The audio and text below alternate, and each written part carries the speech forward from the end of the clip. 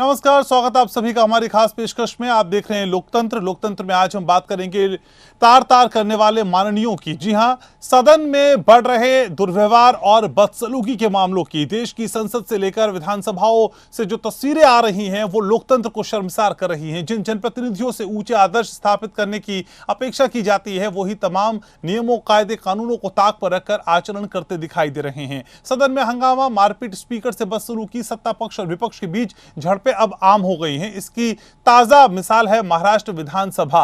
महाराष्ट्र विधानसभा के सत्र के पहले दिन ओबीसी आरक्षण समेत दूसरे मुद्दों पर जमकर हंगामा हुआ। इतना ही नहीं, बीजेपी विधायकों पर स्पीकर के साथ बदसलूकी और गाली गलौज तक के आरोप लगे। लिहाजा 12 विधायकों को सदन से निलंबित कर दिया गया। निलंबन हुआ तो बीजेपी के विधायक सदन के बाहर ही धरने पर बैठ गए और समानांतर सत्र चलाने लगे। बीजेपी विधायकों का कहना है कि आरोप निराधार है। सवाल यह कि अगर उन्होंने कुछ किया नहीं तो फिर निलंबित क्यों किया गया। बड़ा सवाल यह भी है कि माननीय हंगामा, बदसलूकी को ही लोकतंत्र का सबसे बड़ा हथियार क्यों मानने लगे हैं। क्या उन्हें संवैधानिक रूप से बड़ा सुरक्षा कवच मिला हुआ है। साल 2018 में अपने कार्यकाल के 1 वर्ष पूरा होने के मौके पर उपराष्ट्रपति एम वेंकैया नायडू ने संसदीय संस्थानों के प्रति नागरिकों के विश्वास को बनाए रखने और कामकाज को सुचारू रूप से चलाने के लिए नीति निर्माताओं से सांसदों और विधायकों के लिए एक आचार संहिता के निर्माण का आग्रह किया था। दूसरी, प्रशासनिक सुधार आयोग की रिपोर्ट में भी स्पष्ट तौर पर कहा गया कि स्वतंत्रता संग्राम का अटूट हिस्सा रहे नैतिक आचरण के ऊंचे मापदंड भारतीय राजनीति में समय के साथ कमजोर होते जा रहे हैं। ऐसे में यह प्रश्न अनिवार्य है कि क्या हमें नैतिक आचरण के ऊंचे मापदंडों की विरासत को बरकरार रखने के लिए नए नियमों की जरूरत है। पड़ताल करेंगे, लेकिन उससे पहले इसी से जुड़ी एक रिपोर्ट आपको दिखाते हैं।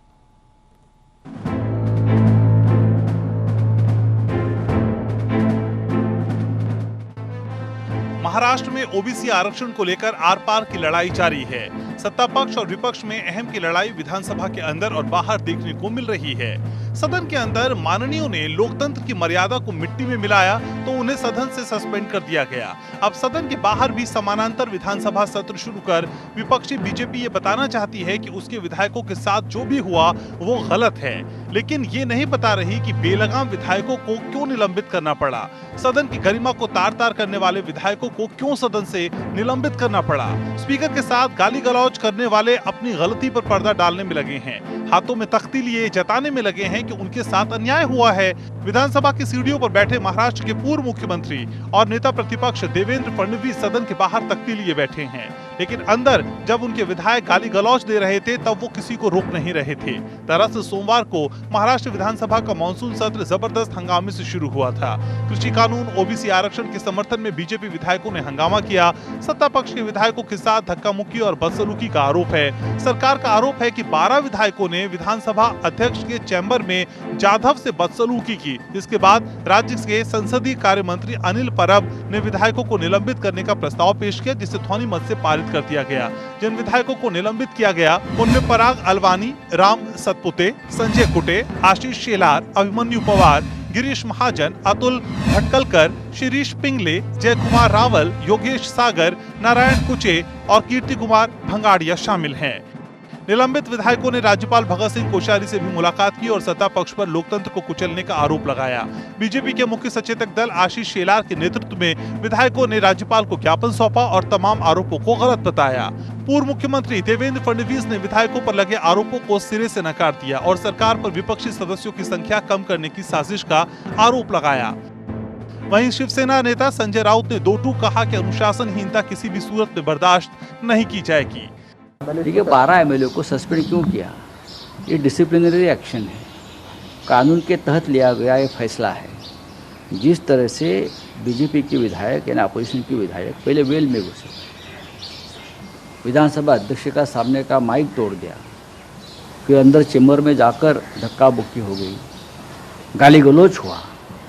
महाराष्ट्र के विधानसभा के ये परंपरा भी नहीं यार, इतिहास में ऐसा कभी नहीं हुआ था। ऐसे हमारे जाने माने लोग अंदर जो है सालों साल से अंदर बैठे और बोल रहे हैं।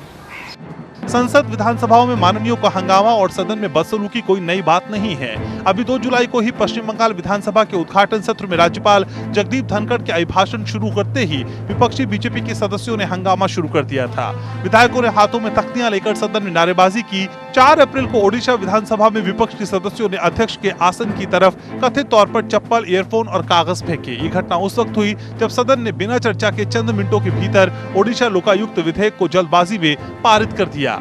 मार्च के महीने में ही बिहार विधानसभा में माननीयों ने जमकर हंगामा किया था। पुलिस पर आरजेडी विधायक सतीश कुमार के साथ मारपीट के आरोप लगे। महिला विधायकों को भी घसीटा गया। साफ है कि लोकतंत्र की दुहाई देने वाले माननीय ये मानते हैं हंगामा करना उनका परमो धर्म है। वो सदन में कुछ भी करेंगे और बच जाएंगे। ऐसे उद्दंड जनप्रतिनिधियों पर सुप्रीम कोर्ट ने सख्त टिप्पणी की है। सोमवार को सुप्रीम कोर्ट ने संसद और विधानसभाओं में जनप्रतिनिधियों के दुर्व्यवहार पर कड़ा संज्ञान लिया है। कोर्ट ने कहा है कि इस तरह के आचरण को नजरअंदाज नहीं किया जा सकता। कोर्ट ने 2015 में केरल विधानसभा में हुए हंगामे के सिलसिले में दर्ज एक आपराधिक मामले से जुड़ी याचिकाओं पर सुनवाई करते हुए ये टिप्पणी की। कोर्ट ने कहा कि यह अवश्य सुनिश्चित किया जाना चाहिए कि सदन में शिष्टाचार बना रहे। हंगामे और बदसलूकी की घटनाएं दिनों दिन बढ़ती जा रही हैं। संसद में भी ये हो रहा है। इसके खिलाफ सख्ती बरतनी होगी। सवाल है कि क्या सदन में गाली गलौज और मारपीट करने वाले माननीयों को संविधान में सुरक्षा कवच मिला है? क्या सदन में हंगामेबाजी पर स्पीकर के आदेश के बिना कोई कानूनी कार्रवाई नहीं हो सकती? क्या हंगामे, मारपीट और बदसलूकी से ही लोकतंत्र मजबूत होगा? Bureau report.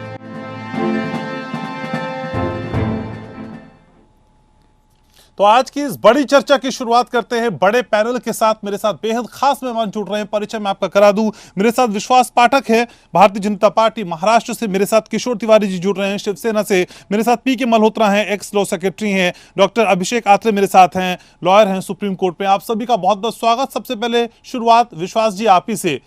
सर, माननीयों को देखकर तो पूरी जनता सीखती है। एक संदेश वहां से जाता है कि कैसे माननीय रिएक्ट करते हैं, वो आदर्श माने जाते हैं। माननीयों का ये व्यवहार कितना उचित दिखाई देता है सर? नरेश जी, आपकी मालूमात जानकर एकदम सही है जानकारी कि महाराष्ट्र से पूरा देश बातें सीखता है। भी यहाँ पर क्या हो गया पहले हम समझने की कोशिश करते हैं। जिस प्रकार से ये बताया गया है, दिखाया जा रहा है, उस प्रकार से ऐसा कुछ भी नहीं हुआ। लेकिन यस, भारतीय जनता पार्टी के जो हमारे विधायक थे वो एग्रेसिव हो गए थे। वो किस लिए एग्रेसिव हो गए थे? क्योंकि महाराष्ट्र में जो महाविकास आघाड़ी की निकम्मी सरकार है, इन्होंने मराठाओं का आरक्षण और ओबीसी का आरक्षण जिस प्रकार से डील किया, उससे यहाँ की जनता क्रोधित है। और हम उनके प्रतिनिधि के नाते हमारा क्रोध जताना ही हमारा कर्तव्य भी है। अभी जिस मराठाओं को आरक्षण हमने दिया था हमारी सरकार ने, और जो टिका था, हाईकोर्ट में भी टिका था, उस आरक्षण को ये लोग टिका नहीं पाए। उसके बाद जो ओबीसी का जो आरक्षण था, वो आरक्षण विश्वास जी, मुद्दा चाहे कुछ भी हो, आपकी बातें चाहे कुछ भी हो, लेकिन विरोध करने की एक हद तय होगी कि नहीं होगी। अग्रेशन किस सीमा तक किया जाएगा, कहां तक किया जाएगा, ये इसकी कोई थिन लाइन मेंटेन करेंगे कि नहीं करेंगे सर? गणेश साहब जी, बात मैं वही कह रहा हूं। ये जो तथाकथित घटना घटी है वो स्पीकर के कमरे में घटी है, जिसको किसने देखा नहीं है।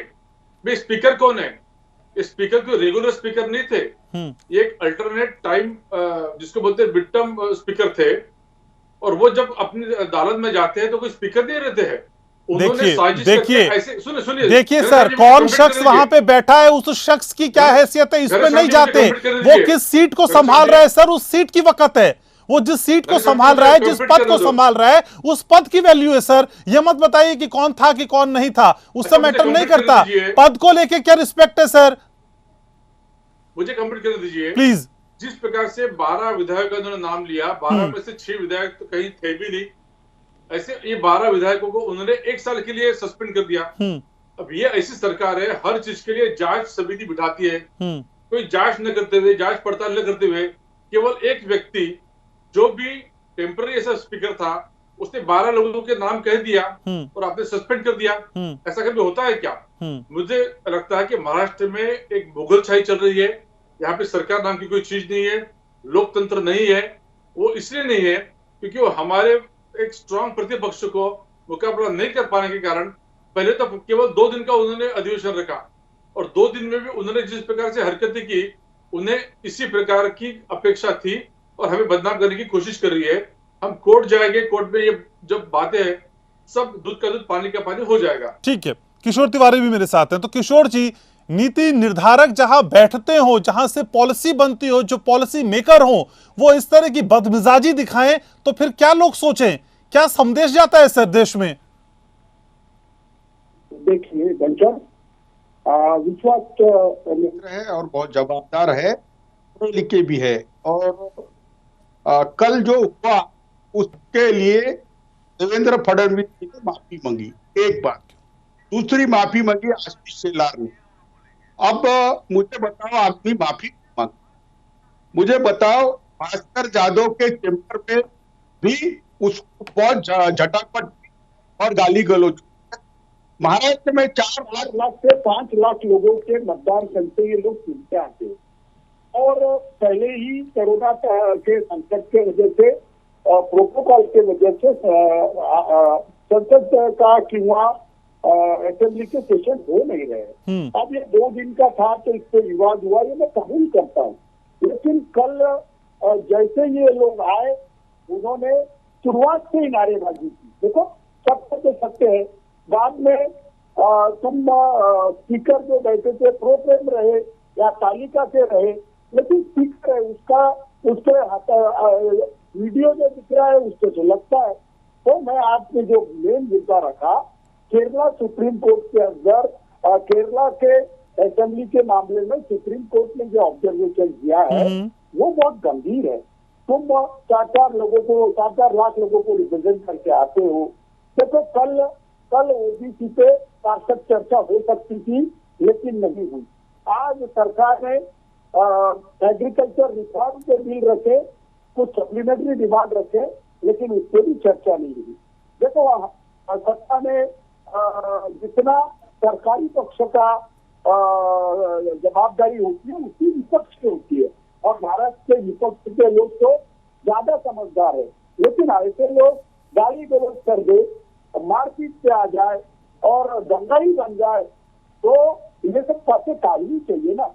मुझे लगता है जो कल हुआ वो नैराश्य से हुआ, ऐसा भी हो सकता है, लेकिन ऐसा नहीं होना चाहिए था। अभी भी मैं बताता हूँ कि महाराष्ट्र में जो विपक्ष है बीजेपी, उनका सरकार के प्रति आक्रोश है, मैं समझ सकता हूँ, क्योंकि शिवसेना उनसे दूर जाकर सत्ता बनाई है, लेकिन संबंध अच्छे नहीं है, 1-to-1 रिलेशनशिप नहीं है, और आरोप प्रत्यारोप, फिर वो कोरोना का संकट रहे, फिर वो वैक्सीनेशन का रहे, या फिर कोई भी बात रहे। अब ओबीसी के आरक्षण में सुप्रीम कोर्ट का निर्णय आया, उसके बाद जनता ये लोग है ना उसमें भी राजनीति कर रहे। देखो पिछड़े लोगों को आरक्षण मिलना चाहिए, और मराठों के आरक्षण के बारे में यहाँ किसी भी पार्टी का कोई भी ओपिनियन डिफर नहीं हो रहा। लेकिन एक चीज ये बताना चाहते हैं, लेकिन किशोर जी आपको लगता है क्या कि इस मसले पर पहले किसी तरह की जांच बैठाई जा सकती थी, उसके बाद 1 साल के लिए सस्पेंशन हो सकता था? क्या इससे बचा जा सकता था? क्योंकि विधायकों के अग्रेशन की वजह यही थी ना। नहीं, ऐसा नहीं है। सस्पेंशन भी आक्रोश से हुआ होगा तो सस्पेंशन तो कभी भी विड्रॉ हो सकता है, लेकिन क्या हम ये चीजें अलाउ करेंगे? देखो आज विपक्ष की सरकार है, नहीं है, कल विपक्ष की सरकार आ जाएगी, तो ये चीजें नागवार जो है नागवार है। क्या तुमने जो देखा, जो कुछ हो रहा है, मल्होत्रा साहब है या अत्रे साहब है, ये भी बताया कि क्या समर्थन नहीं है, तुम काय के लिए चुन के आते हो, एक स्टेशन में कितना खर्च होता है, देखिए लोग नहीं माफ करेंगे। अगर ऐसा ही चलता रहा तो जो भी गलती करेगा उसको लोग प्रताड़ित करेंगे और सजा भी देंगे। मैं किसी भी बात का समर्थन नहीं करता, जो भी प्रजातंत्र के लिए घातक है वो लोग लंबे समय के लिए बड़े घातक हो जाते। पहले तो लोक प्रतिनिधि ढंग से चुनते नहीं आते, और लोक प्रतिनिधि चुनते नहीं आते ढंग से, ये तो बात ठीक है, लेकिन विधानमंडल में आके या संसद में जाके वो दंगा ही बन जाए, ये कितनी गलत बात है, ये पहले आप समझ लो। जब मैं बोल रहा हूँ, मैं सत्य बात कर रहा हूँ कि गलत लोगों के चुनके आने के बाद ये जो अच्छे राजनेता है उनको हवा देते हैं, ये गलत बात है। अगर कल गलत भी हुआ होता तो मुझे मालूम है देवेंद्र जी माफी नहीं मांगते, आशीष शेलार माफी नहीं मांगते, इन्होंने माफी मांगी, ठीक है, मतलब उन्हें शरद भाई तो ठीक है, पीके मल्होत्रा साहब भी मेरे साथ हैं। मल्होत्रा साहब, असल में इस तरह का बर्ताव जो हम लगातार देख रहे हैं बढ़ता जा रहा है हाउसेस में, और कई बार मल्होत्रा साहब आपसे इस बाबत चर्चा भी हुई थी जब वेंकैया नायडू साहब ने कहा था एक आचरण नीति निर्धारक तय होना चाहिए, तब भी आपने और मैंने चर्चा की थी। सर, वही चर्चा फिर से हो रही है असल में, और ये मैं जानना चाहता हूं सर, संविधान में इस तरह के बर्ताव की व्याख्या क्या है असल में? कैसे कंट्रोल किया जाए? कैसे संविधान परिभाषित करता है माननीयों के इस तरह के बर्ताव को? घनश्याम जी, इसमें सिस्टम में बहुत ज्यादा इको आ रहा है। जितने भी आपके साथ विद्वान पैनलिस्ट हैं, मैं उनकी बात को पूरी तरह नहीं सुन पाया हूं, लेकिन आपने जो प्रश्न मुझसे किया है वो प्रश्न मुझे क्लियरली सुनाई दिया। मैं केवल संवैधानिक प्रावधानों की बात करना चाहूंगा। जहां तक हमारा संविधान की अगर आप बात करते हैं तो संविधान में बहुत ही क्लियर रूप से लेजिस्लेचर, एग्जीक्यूटिव और जुडिशरी, सरकार के तीनों अंग जो हैं वो किस तरह से कार्य करेंगे इसके बारे में संविधान में बहुत क्लियर लिखा गया है। स्पीकर को पूरी पावर है कि वो हाउस को कैसे कंडक्ट करेगा, वो स्पीकर करेगा, और हाउस में प्रोसीडिंग्स कैसे चलेंगी ये हाउस स्वयं डिसाइड करेगा। उसको ना तो एग्जीक्यूटिव किसी तरह की इंटरफेरेंस कर सकती है, ना उसमें जुडिशरी किसी तरह का इंटरफेरेंस कर सकते हैं। आर्टिकल 194 में जो है पावर प्रिविलेजेस जो हाउस ऑफ लेजिस्लेचर की है, उनके मेंबर्स की और कमेटी की है, उसके बारे में जिक्र किया गया है। 2008 में, आर्टिकल 2008 में जो उसके रूल्स ऑफ प्रोसीजर हैं उसका जिक्र किया गया है, और संविधान के आर्टिकल 212 में इस बात का भी जिक्र है कि कोर्ट जो है वो किसी तरह की प्रोसीडिंग्स जो विधायिका में चलती हैं उसके बारे में इंक्वायरी नहीं कर सकती है। इसका मेन कारण ये है कि हमारे संविधान के अंदर ये डेमोक्रेसी का एक नेसेसरी प्रिंसिपल है, एक एसेंशियल प्रिंसिपल है कि लेजिस्लेचर अपना काम अपनी स्वतंत्रता से करे और दूसरे दोनों अंगों का किसी भी तरह से उसकी कार्रवाई में दखल ना हो। हमारे संविधान में आता बहुत समझदार थे, उन्होंने जब इस तरह का प्रावधान रखा कि लेजिस्लेचर को ये पावर दी, पार्लियामेंट को ये पावर दी, तो इसके ऊपर कानून बना सकते हैं। लेकिन आज तक कोई कानून इसके ऊपर पार्लियामेंट ने या स्टेट लेजिस्लेचर ने नहीं बनाया। क्योंकि कानून नहीं बनाया है तो जो ब्रिटिश पार्लियामेंट्री प्रैक्टिस है संविधान के हिसाब से हम केवल उन्हीं को फॉलो करते हैं, और सदन को अधिकार है कि वो अपना रूल्स ऑफ प्रोसीजर जो है वो डिसाइड करेगा। ऑफ लेट ये देखने में आ रहा है जो स्पीकर को सदस्यों द्वारा रिस्पेक्ट मिलनी चाहिए, और जो स्पीकर को चाहिए कि वो सदस्यों को रिस्पेक्ट दे, चाहे वो अपोजिशन के हो चाहे रूलिंग पार्टी के हो, उस प्रोसीजर में कहीं ना कहीं कॉम्प्रोमाइज हो रहा है। और उस कॉम्प्रोमाइज की वजह से ये समय समय पर जो प्रश्न आज उठा रहे हैं ये उठता रहा है। अगर मैं बात करूं national commission for review of the constitution, जिसके चेयरमैन जस्टिस वेंकट चलैया फॉर्मर चीफ जस्टिस थे, उन्होंने भी 2003 में जो एक कमेटी अपनी रिपोर्ट दी थी, उन्होंने भी कहा था कि जो पार्लियामेंट्री की और लेजिस्लेचर की प्रिविलेजेस हैं उनका कोडिफिकेशन होना चाहिए। लेकिन इसके ऊपर आज तक काम नहीं हुआ, क्योंकि लेजिस्लेचर अपने ऊपर जो इसको पावर दी गई है उसके ऊपर किसी तरह का कोई अंकुश नहीं लगाना चाहता। मैं यहाँ एक बात और कहना चाहूंगा, जबकि पार्लियामेंट में या लेजिस्लेचर में प्रिविलेज कमेटी बनाई जाती है जिसमें सदन के जो सदस्य हैं वही मेंबर होते हैं, जनरली उसमें जो सदस्यों का अपॉइंटमेंट होता है वो भी बैलेंसिंग नहीं होती है उसके अंदर, और उसकी बैलेंसिंग ना होने की वजह से कभी कभी प्रिविलेजेस कमेटी जो है वो भी अपना कार्य जो है वो इम्पार्शियलिटी से नहीं कर सकती। आपको ध्यान होगा अभी जब ये केरला का मैटर सुप्रीम कोर्ट में आया तो सुप्रीम कोर्ट को हालांकि इसमें इंटरफियर नहीं करना चाहिए था, लेकिन उन्होंने कहा कि अगर सदन के अंदर पब्लिक प्रॉपर्टी को सदस्य नुकसान पहुंचाते हैं तो क्या उनके ऊपर कार्रवाई नहीं होनी चाहिए। मैं समझता हूँ सुप्रीम कोर्ट ने जो प्रश्न उठाया है बहुत महत्वपूर्ण प्रश्न है।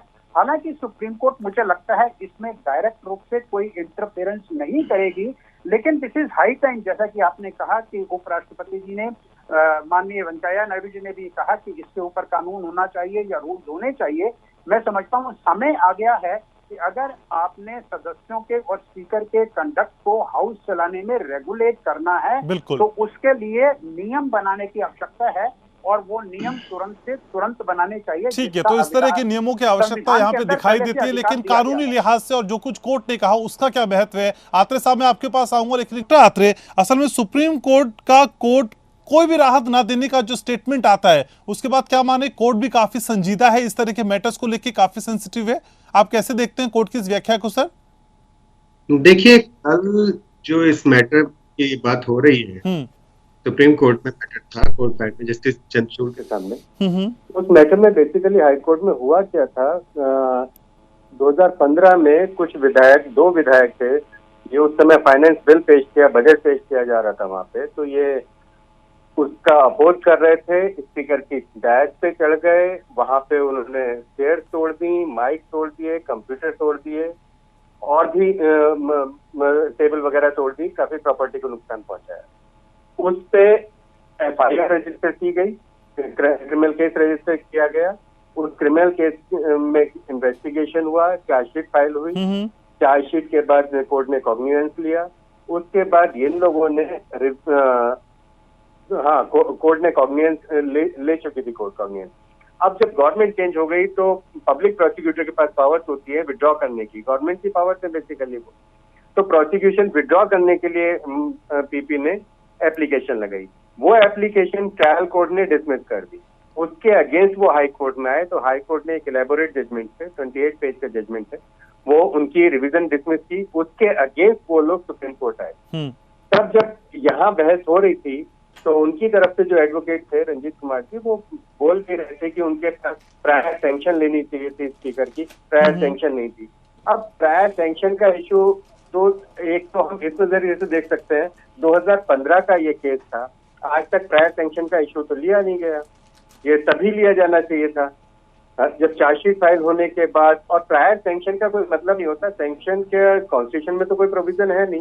मैंने जहाँ तक 194 और 105 पढ़ा, उसमें जो प्रिविलेजेस हैं वो प्रिविलेजेस हैं पार्लियामेंट में या लेजिस्लेटिव असेंबली में कुछ भी बोलने की। अच्छा, ये नहीं है कि तुम वहां खड़े होकर क्राइम भी कर सकते हो। क्राइम कर सकते हो तो क्रिमिनल लॉ हमारा पनिश करेगा ही करेगा, उसके लिए कहीं कोई प्रिविलेजेस नहीं है। और जहां तक सैंक्शन की बात है, सुप्रीम कोर्ट पहले ही डिसाइड कर चुका है, जो 197 सीआरपीसी की सैंक्शन होती है वो भी उन केसेस में होती है जब कोई ऑफेंस ऐसा हो चुका हो जो in discharge of official duty हो। Any act which was not in discharge of official duty, उस पे सैंक्शन के प्रोविजंस एप्लीकेबल नहीं होते हैं, तो वहां सैंक्शन की वहां भी जरूरत नहीं होती। तो मुझे नहीं पता ये सैंक्शन के ग्राउंड पे कैसे चलेंगे। तो जस्टिस चंद्रचूड़ ने मना कर दिया इंटरफेयर करने से कि फिलहाल हम इंटरफेयर करने के मूड में नहीं है। इस तरह के केसेस में पनिशमेंट होना चाहिए। और section 3 prevention of public properties act में जो है, prevention of damage from to public properties act, वहां minimum 6 month up to maximum 5 years तक का पनिशमेंट। अब उस केस में सुप्रीम कोर्ट ने इंटरफेयर जनरली नॉर्मली इंटरफेयर करने से मना कर दिया, लेकिन मैटर अभी डिसमिस भी नहीं किया, अभी एडजर्न किया हुआ है। सैंक्शन के ग्राउंड पे देखिए, प्राइमा फेशिया मुझे नहीं दिखाई दिया सैंक्शन कहाँ एप्लीकेबल है। जैसा अभी मल्होत्रा जी भी बता रहे थे, कोई रूल्स तो बने हुए नहीं है कि कौन कौन सी प्रिविलेजेस है, कोई कोडिफाई नहीं की कर सकती। अब ऐसे में सारी की सारी कुछ भी करने की आजादी मिल जाए पार्लियामेंट में या लोकसभा लेजिस्लेटिव असेंबली में जाने के बाद, ठीक बात है। तो ये तो हमारा कॉन्स्टिट्यूशन या हमारे इंडिया अलाउ नहीं करेगी किसी भी सूरत में, हमारी जुडिशरी अलाउ नहीं करेगी। ठीक है सर, आप मेरे साथ रहिए। विश्वास पाठक भी मेरे साथ हैं भारतीय जनता पार्टी से। विश्वास जी, असल में हमने तो आज तक यही सुना था कि सेवा परमो धर्म, लेकिन कई बार लगता है विधायकों के आचार विचार को देख के, उनके व्यवहार को देख के कि हंगामा परमो धर्म। सर, ये परिभाषा क्यों बदलने पे उतारू हो गए हैं विधायक? देखिए, महाराष्ट्र में शुरू से और अभी भी किस विषय के ऊपर स्ट्रॉन्ग नोकझोंक होती आई है। हम लोग भी जब ये ओबीसी आरक्षण पे से बात कर रहे थे, देखिए हम इतने एग्रेसिव क्यों हो गए? क्योंकि ओबीसी को आरक्षण ऑलरेडी था और उसको टिकाने के लिए एम्पिरिकल डाटा जो 4 महीने में दे सकते हैं वो ये दे सकते थे। हमारे प्रतिपक्ष नेता देवेंद्र फडणवीस ने कहा कि तुरंत आप एम्पिरिकल डाटा दो ताकि ये आरक्षण टिक पाएगा, लेकिन उन्होंने 15 महीने लिए उन्होंने काम नहीं किया।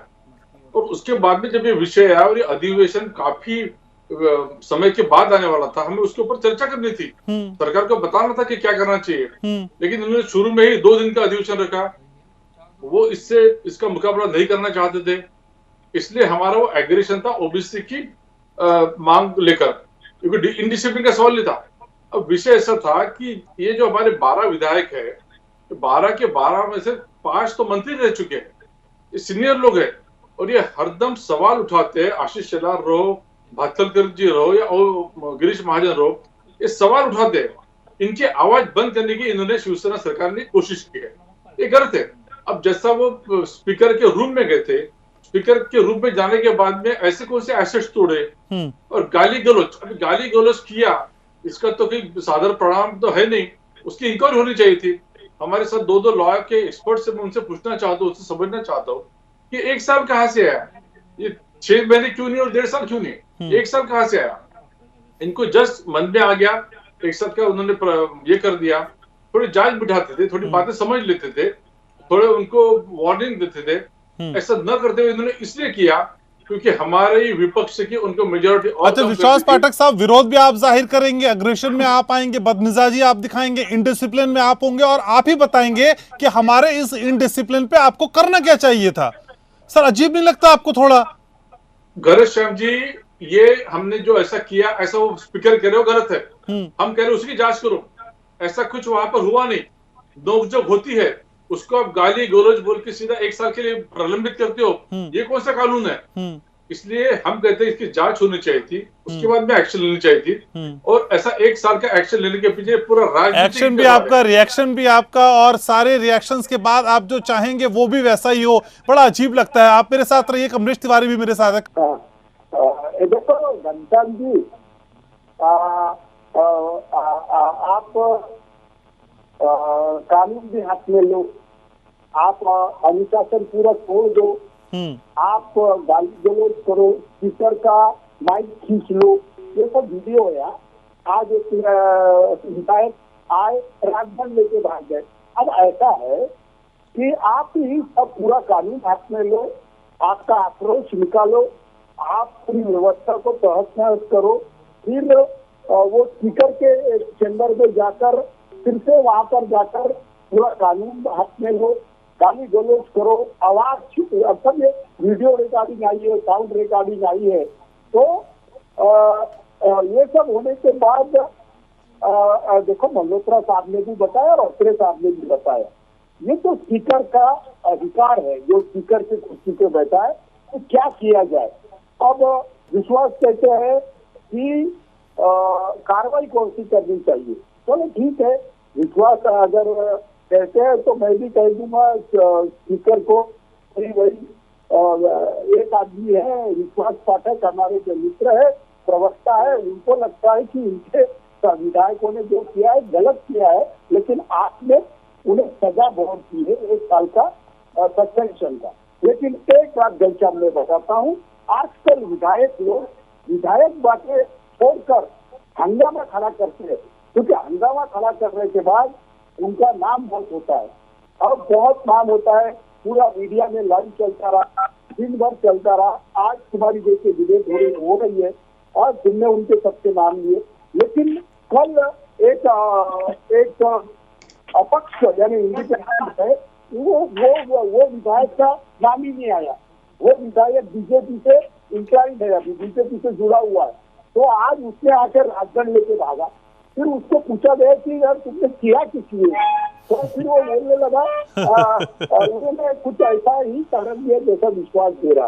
तो विश्वास पाठक जी एक बहुत अच्छे प्रवक्ता है और बड़ी तर्क की बात रखते, लेकिन अभी वो जो तर्क रख रहे हैं उसका समर्थन आप भी नहीं कर रहे, मल्होत्रा साहब और अभिषेक अत्रे भी नहीं करेंगे। मल्होत्रा साहब ने तो बहुत टेक्निकल बातें कही और अभिषेक अत्रे साहब ने बताया कि किस कानून के तहत सुप्रीम कोर्ट ने किस केस में आके ये कहा कि यार सुन के आते हो और इतने जनता का प्रतिनिधित्व करते हो, आपका उत्तरदायित्व है कि हाउस में आप अच्छे से बिहेव करें।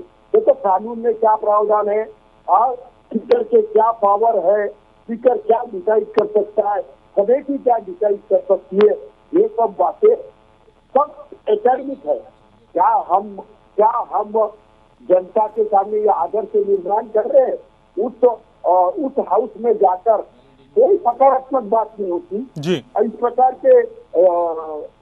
के बिहेवियर हमको वेस्ट बंगाल में देखने मिले, ओडिशा में देखने मिलते, उत्तर प्रदेश में देखने मिलते, मारपीट देखने मिलती, वो पूरे कमांडर लाके निकाला जाता, ये सब चीजें बड़ी वेदनादायक है। और लोकतंत्र को ये खतरा है। ऐसे लोगों को आगाह करना चाहिए। पार्टियों ने अपने लोगों को डिसिप्लिन सिखाना चाहिए। मुझे बहुत बुरा लगा कि हमारे पुराने मुख्यमंत्री जो मेरे बहुत करीबी दोस्त है, वो अभी विपक्ष के नेता है, लेकिन उनकी बॉडी लैंग्वेज बता रही थी कि ऐसा लगता था कि ये सब ऑर्गेनाइज है। आप ऐसा देखिए, जब वीडियो रिकॉर्डिंग आया है तो मेरे एक बहुत सीनियर दोस्त है 80 साल के, हमारे राव साहब, वो उन्होंने वो हाथ जोड़ते हुए दिखे। यानी बीजेपी के भी कई विधायकों को ये चीजें नागवार गुजरी और उन्होंने मुझे। ठीक है, तो आप कह रहे हैं कि इनडिसिप्लिन कोई भी करे बर्दाश्त नहीं किया जाएगा और नागवार ही गुजरेगा। आप मेरे साथ रणजीत तिवारी जी, पीके मल्होत्रा साहब भी हैं। मल्होत्रा साहब, क्या राज्य विधायिका सदस्यों की शक्तियां और जो विशेषाधिकार हैं उन्हें विधानसभा में आचरण के लिए कानून द्वारा आपराधिक कार्रवाई से प्रतिरक्षा देती है?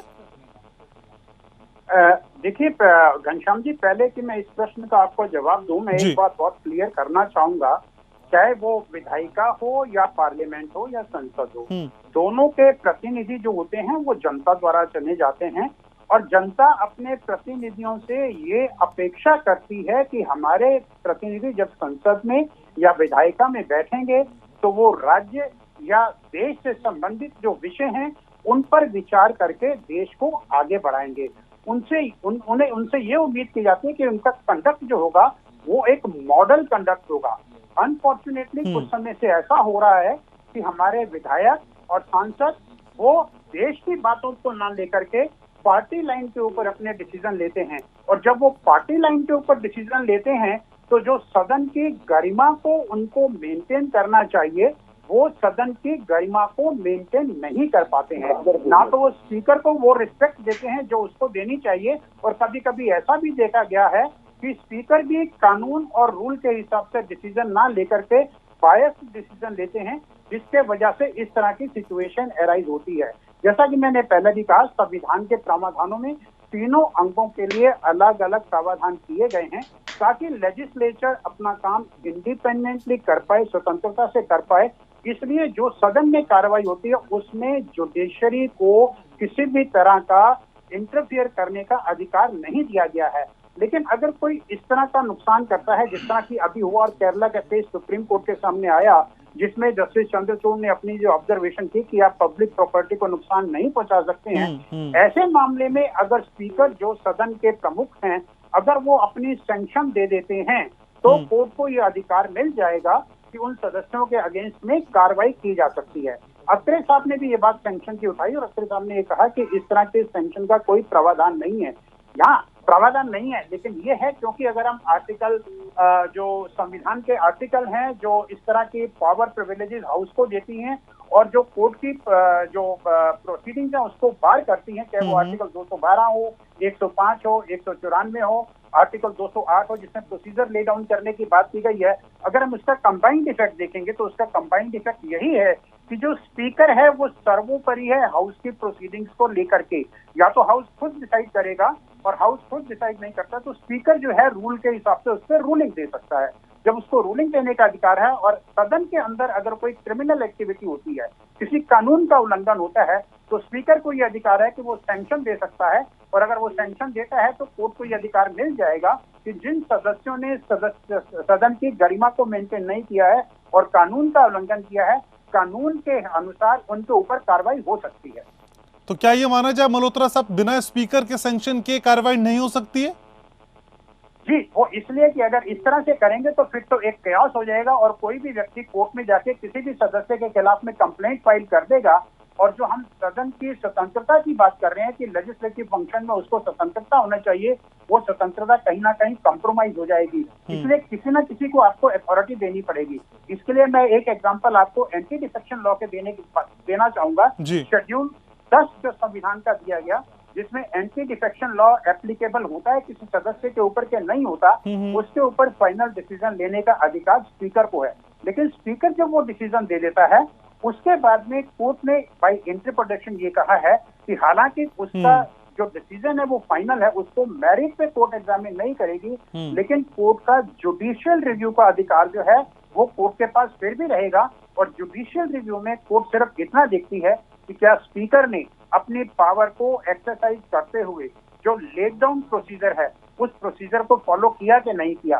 अगर उन्होंने प्रोसीजर को फॉलो नहीं किया है तो कोर्ट उसमें इंटरफियर करेगी, लेकिन अगर उन्होंने अपना डिसीजन प्रोसीजर फॉलो करते हुए लिया है तो कोर्ट जुडिशियल रिव्यू में भी उस मामले में इंटरफियर नहीं करेगी। डॉक्टर आत्रे, असल में अभी आपसे जब बात हो रही तब आपने कहा कि देखिए आप वहां अगर खड़े हैं तो इसका मतलब ये नहीं कि आप जो मर्जी कर सकते हैं, आपको किसी तरह की कोई छूट नहीं दी जाएगी। लेकिन सर अगर वो छूट नहीं है और उन पर भी कार्रवाई हो सकती है, तो अगर वहां किसी तरह की संपत्ति का नुकसान होता है तो फिर किस तरह की कार्रवाई हो सकती है, किन धाराओं में कार्रवाई हो सकती है? क्या वही धाराएं रहेंगी जो बाहर किसी सार्वजनिक संपत्ति के नुकसान पे होती है?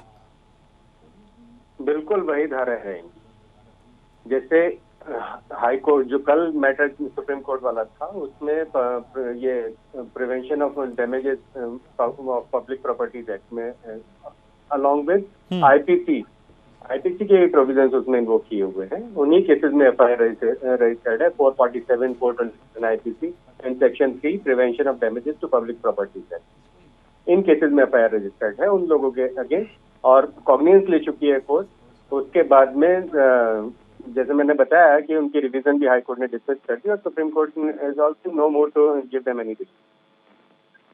अब सवाल ये है कि सुप्रीम कोर्ट या कोर्ट का जुरिडिक्शन लेजिस्लेचर पे कहाँ तक है। नो डाउट जैसा कि इन्होंने बताया स्पीकर की पावर्स एब्सोल्यूट, स्पीकर के पास पावर्स है। 212 में सुप्रीम कोर्ट के पास कोर्ट जुडिशरी पे एक बैन वो लगाया हुआ है, सर्टेन लगाया हुआ है कि proceeding in legislative assembly can not be called in question in any court. लेकिन अगर यहाँ इस केस में जो प्रेजेंट केस है महाराष्ट्र का, यहाँ भी स्पीकर ने उसको पनिशमेंट किया है। जो केरला वाला मैटर था वहां भी स्पीकर ने ऑर्डर किए थे एफआईआर रजिस्टर करने के। दोनों केसेस में स्पीकर ने ऑर्डर किए हुए हैं। अब उसके बाद कहाँ इनके पास स्कोप बचता है बचने का? वहां से बीजेपी चाहे तो उस ऑर्डर को चैलेंज कर सकती है हाई कोर्ट में, वहां के हाई कोर्ट में या सुप्रीम कोर्ट में जो पावर्स है स्पीकर की, सस्पेंशन की पावर्स है, वो चैलेंज कर सकते हैं। देखते हैं क्या निकल के आता है। कोर्ट को डिसाइड करना पड़ेगा उस इशू पे अगर इस तरह का चैलेंज किया जाता है। लेकिन अपेरेंटली नजर नहीं आता कि कुछ जल्दी से रिलीफ मिलना है। जुडिशियल रिव्यू की powers no doubt supreme court के पास है, हमारे बेसिक स्ट्रक्चर का पार्ट है जुडिशियल रिव्यू। तो वो एक क्राइटेरिया देखते हैं कि हाँ स्पीकर ने ठीक से एक्सरसाइज की, पावर से नहीं की। अब फैक्चुअल हर एक केस के डिफरेंट हो सकते हैं।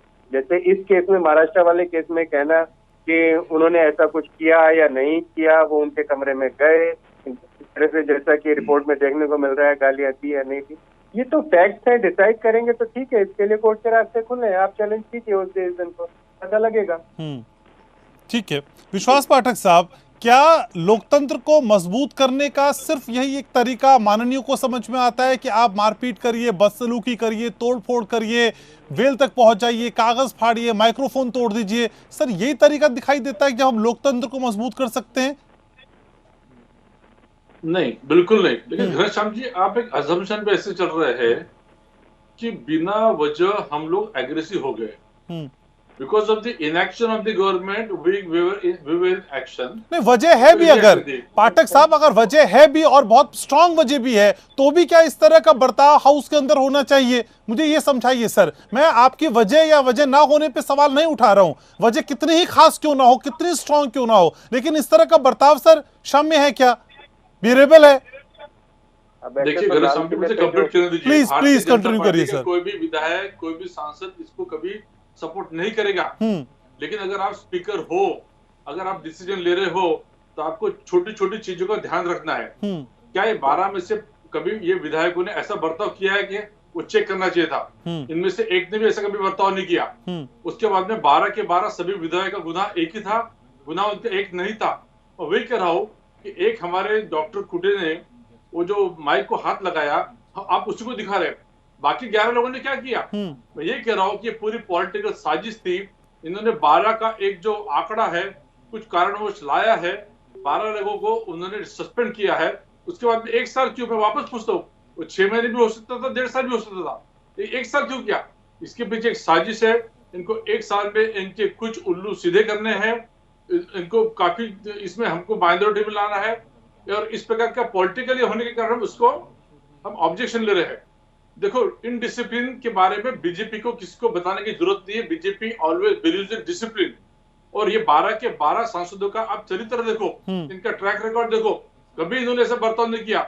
उसके बावजूद भी चंद 1 मिनट के अंदर वो स्पीकर डिसीजन लेता है कि ये गिल्टी है, इनको 1 साल के लिए सस्पेंड कर दिए।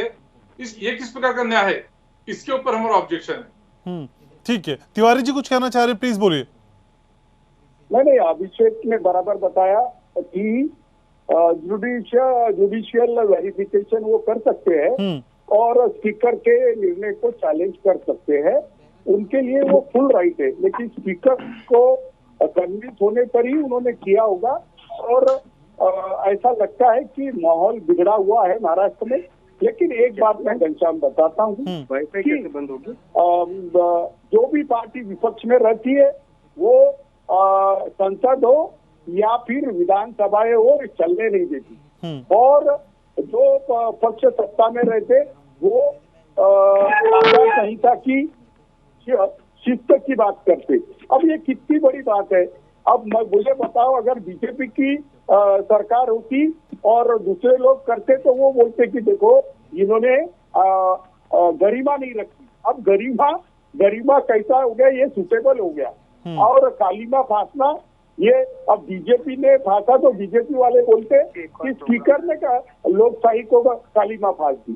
कैसा चल रहा है ये? तो अब आत्मचिंतन का मामला हो गया है कि लोग तुमको चुन के देते विकास और न्याय और संविधान के अंदर जो जो तुमको अधिकार है उसका उपयोग करने के लिए। क्या आपको अखाड़े बनाने के, दंगल कराने के लिए भेजते या फिर पैरेलल असेंबली बाहर बैठाने को बोलते? देखो, बीजेपी के कल्चर को सूट नहीं होगा ऐसा बर्ताव बीजेपी ने कल किया। बीजेपी से ये उम्मीद नहीं थी, ऐसे लोग कहते हैं। विश्वास, आप ये संदेशा दे देना उनको कि लोगों को भी बुरा लगा है। कर मैं तो कुछ बोल नहीं सकता, लेकिन पॉलिटिकल पार्टीज अपना कल्चर सुधारना चाहिए और रिस्पॉन्सिबिलिटी के स्ट्रक्चर में आना चाहिए। ये एक बात अभिषेक भी करेंगे और मल्होत्रा भी करेंगे, ऐसा मुझे लगता है। ठीक है मल्होत्रा साहब, क्या अदालतें सर, क्या कोर्ट्स विधायिका को विनियमित या फिर रेगुलेट कर सकती है सर? क्या ये माने कि इस तरह का रेगुलेशन पार हो सकता है कोर्ट्स के पास? देखिए, जैसा कि मैंने पहले भी कहा, कोर्ट के पास लेजिस्लेचर के कंडक्ट को रेगुलेट करने के लिए संविधान ने कोई डायरेक्ट अधिकार नहीं दिया है। सदन के अंदर जो कार्रवाई होती है उसका कंट्रोल सदन करता है या स्पीकर करता है। उसके लिए कानून बनाने का प्रावधान भी संविधान के अंदर है, लेकिन अभी तक इस तरह का कोई कानून नहीं बनाया गया है। मैं समझता हूँ समय आ गया है हमारे लेजिस्लेचर को और कुछ पार्लियामेंटेरियंस के कंडक्ट को देखते हुए समय आ गया है। अगर वो एक सेल्फ इम्पोज्ड डिसिप्लिन अपने ऊपर नहीं रख सकते हैं और एक मॉडल लेजिस्लेचर की तरह कार्य नहीं कर सकते हैं, तो एक कानून बनाने की आवश्यकता है। और अगर इस तरह का कानून बन जाएगा तो अवश्य ही कोर्ट उस कानून को लागू करने के लिए दखल अंदाजी कर पाएगी। ठीक है, तो आप कह रहे हैं जिस तरह का व्यवहार देख रहे हैं उसके हिसाब से कानून की दरकार भी है। समय मेरे पास इतना ही सर, बहुत शुक्रिया आप सभी खास मेहमानों का समय निकालने के लिए, चर्चा में जुड़ने के लिए, अपनी राय रखने के लिए। माननीयों के इस व्यवहार की हालांकि कोई सराहना नहीं कर रहा, प्रशंसा नहीं कर रहा, लेकिन बार बार लगातार बारंबार इस तरह की तस्वीर भी हम सदन में देखते हैं। इसका एक कारण यह भी है कि सदन में जो जितना प्रभावी दिखाई देगा, जो जितना हल्ला करता हुआ दिखाई देगा, पार्टी में कहीं ना कई बार उसकी हैसियत उसी रफ्तार से बढ़ती हुई दिखाई देती है। इस ट्रेंड को रोकने की जरूरत है, क्योंकि सदन से पूरे देश में एक मैसेज जाता है। लोकतंत्र पे आज के लिए बस इतना ही। नमस्कार।